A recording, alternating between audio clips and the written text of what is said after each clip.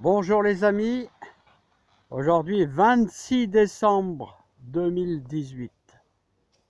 On a eu une belle gelée à moins 2,7. Moins 2,7. Alors je vous invite, on va aller faire un petit tour dans la serre. On va aller voir un petit peu ce qui s'y passe. Et n'oubliez pas, ah ouais pour la parenthèse, n'oubliez pas que le 1er janvier, on va récupérer quelques greffons de nos arbres fruitiers. Voilà, allez, c'est parti, mon kiki. Allez hop, c'est parti. On arrive dans le verger. Oui. Vous voyez, ça fait 2 jours que ça gèle comme ça. Mais bon, bref, l'eau quand même, enfin, il faut plusieurs jours parce que l'eau quand même était à une certaine température. Et donc, ça gèle pas trop. Voilà. Donc, attention. Il y a quelques trous. Parce qu'il y a quelques rats, là, qui font des tranchées.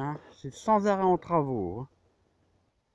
Alors voilà, on arrive dans notre serre. Alors vous voyez là, regardez, un petit peu de glace, un tout petit peu de glace. On va pouvoir retirer un peu nos couvertures de protection. Et regardez, je ne sais pas si vous voyez bien, les petites salades à pioches qui germent. Alors on va, voilà. Mais là, le jour va se lever, donc, ah, le jour est levé, mais je veux dire, le soleil va commencer à donner. On va pouvoir retirer nos...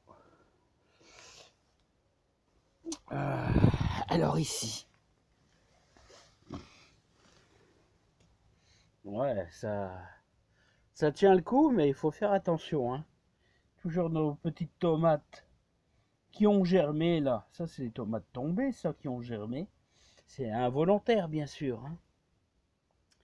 Mais bon, je sais pas si ça va résister quand même.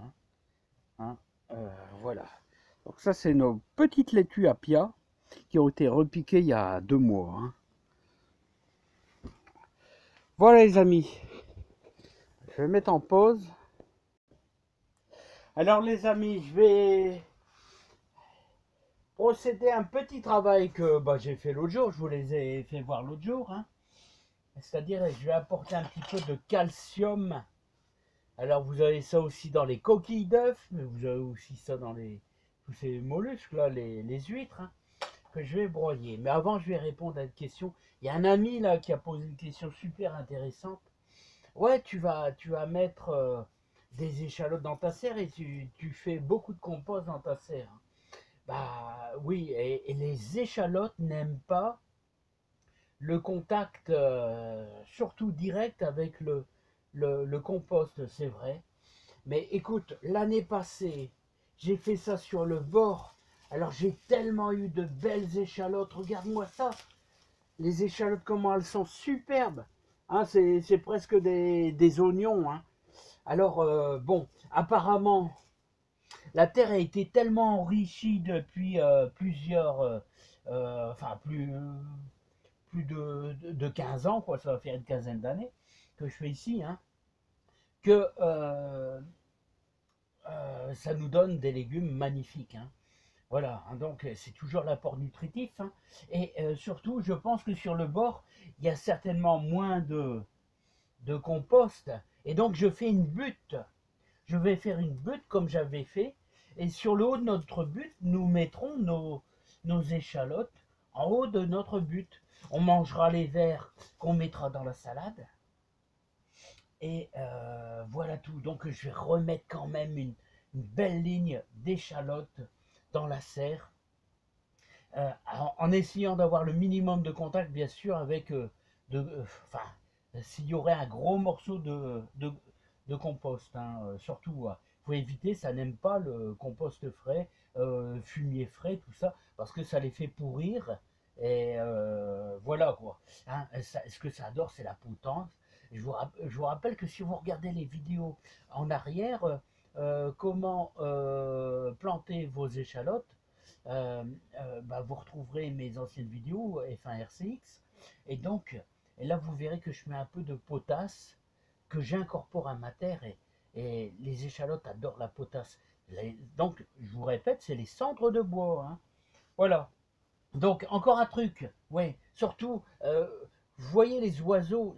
J'ai vu, il y avait deux, trois biches ce matin dans les champs. Les animaux souffrent. Alors, je vous invite, mettez un peu de grain.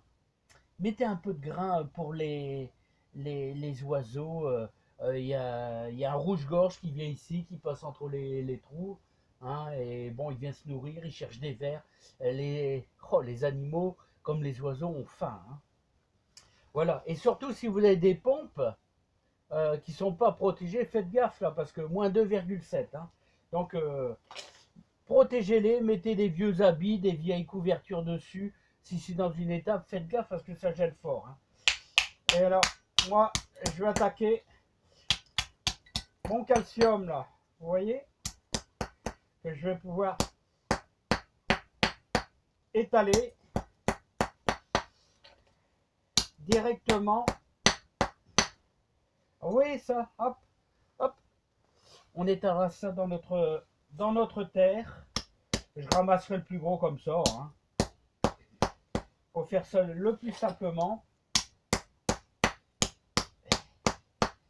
Parce que